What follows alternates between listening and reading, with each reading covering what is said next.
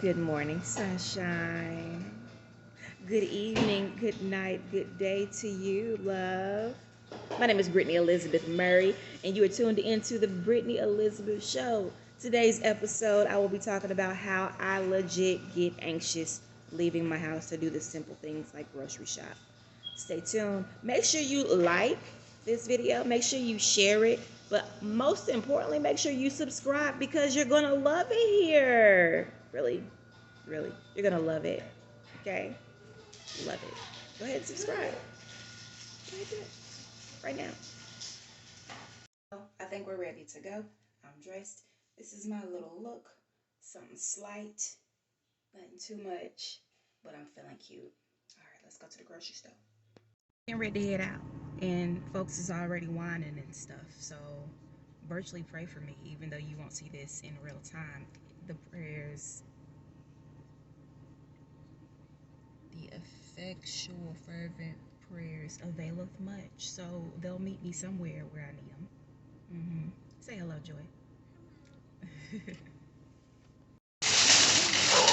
Oh my God. We made it. As you see, my head wrap did not make it, but we made it. Get down. Look at that. See that? Trying to climb on stuff. We only did one store, and I chose the most expensive store to choose, but we made it. We got everything we want. We got some things that we needed, we got everything we needed and some things that we wanted, and the kids were able to choose the things they like, but they had to stay within a $7 budget. And so that was very interesting to see them make life decisions over Oreos and yogurt fruit parfaits. So we're headed home. Everybody got their lunch. Few of them got Joy, what'd you get for lunch? I got for lunch Lunchables. Period. What you get for lunch? Hold on. I got ramen noodles. What you got? I got the easy Lunchables that are expensive. Fruit. And Pop-Tarts. I'm ready to go home. A lot of cheese. Yeah. Amor, where you going? He's walking up the street. What did you get for lunch? A vegan macaroni and cheese. Vegan macaroni and cheese. I got myself a sub sandwich because Publix, like, don't sleep on them. They have some bomb sub sandwiches, and they can really compete with Subway. I don't know about Jersey Mike and Jason's Deli and all them other folks, but they can definitely compete with Subway. All right, we're headed to the car. We're gonna make it home. We're gonna eat. We are leaving Publix in one piece, friends. I was supposed to go to Target and Aldi and Dollar Tree, but If you don't like one of those, you can get no, they're all. I like see you soon. So you see cars? Y'all eyes. Okay, well, I don't know where we park. I never remember. Okay. I see it! No.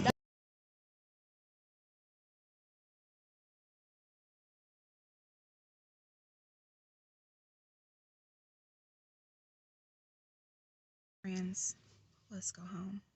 I'm tired. And there are two things that I did not get to get. And I feel some type of way about it. Okay, y'all ready to talk about the hard stuff? Let's do it. I get legitimately anxious when I leave, when I have to leave the house, thinking about leaving the house, even going to the grocery store. And if it's not like down the street, it's like I really struggle because I feel like when I'm out of like my area, like my town, and sometimes even in my town, I feel like I'm stuck in the middle of nowhere and I have no way of getting back home, even though I'm the one driving, even though I'm the one that has control over, my whereabouts. So, you know what I'm saying? Like, it feels that way. It's like a trap feeling. The sunken place is real. And it scares me. And so I just rather not go anywhere, but I have to. I need it. It's health to my bones. It's life to my being. And I used to love going out. Shopping is my love language. Gifts is really my love language. And so I was talking to my son yesterday as we were headed out to the grocery store, and he was like, "Mommy, I remember when." Hey, girl. Okay. Go do your morning routine, please. Okay. He was like, "Mommy, I remember when we used to always go to the store. We used to always go out, and that got done 2020. Yeah. This is my sweet loving, and him just not feeling good, and that kind of contributed to some of that. He's on some oxygen right now, and trying to keep these numbers stable. His heart rate was really high yesterday. It was really low. And he was just working really hard to breathe. We could look at his stomach and tell. Unfortunately and fortunately, this has become our norm. Like, it's always great if we can maintain his symptoms and stuff at home and not have to go to the hospital. But there have been many times that we have had to just call the ambulance, and that's traumatic. But also, just seeing him not at his best is traumatic, and it's like you don't really know when, you're going to have to call 911, like, because things can shift real fast. So that definitely contributed to the anxiety yesterday, but it contributes to the anxiety overall. Inside my hot mess. Like, for real. So I'm on an antidepressant right now. I'm on Zoloft.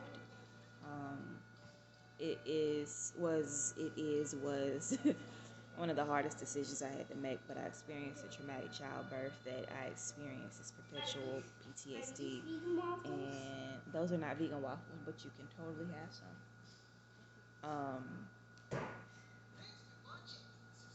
Did you put caramel here? I don't want you to. Let's try this again. Okay, Zoloft, traumatic childbirth, perpetual PTSD. Had to do what I had to do. Having to do what I have to do because I have a total of 6 children. I have a husband. I have a medically fragile baby, and I have me. Most importantly, period. But some things I do to decompress or to just be intentional about my life. I've been taking more baths.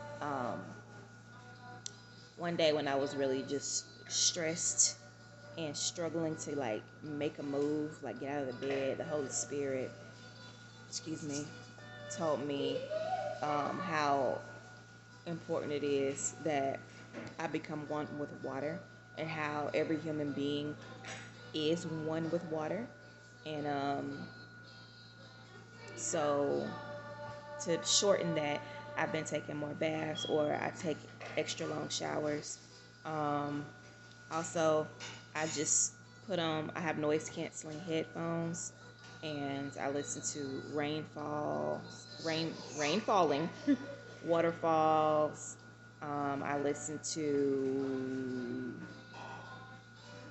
like snow, like sleet falling, things like that. And it really helps me to honestly think, because a lot of times you can do that, yeah. A lot of times, guys, I have a hard time focusing because everything outside of me is extremely loud, but it makes everything inside of me so loud. And so sometimes I have to quiet the atmosphere by putting on, you know, rain falling or waterfalls or whatever. And it helps to quiet my inside so that I can think. So those are some things that I do to decompress and be intentional about my life and my being. And also, I love stories. So if I find a good, put it down. If I find a good sitcom, a good drama series, I will indulge, but I have to be mindful not to binge. I'm a binger, and it's just not good for me. I'm not coming for you. If that's what you do, if you binge, that's your business.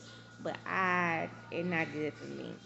Anyway, thank you for listening, girl. How do you decompress? Like, what do you do when life is just too much and you feel overwhelmed and like you struggling and you don't want to make any moves, like getting out of your bed or showering or whatever? What do you do to come into alignment with yourself? What do you do?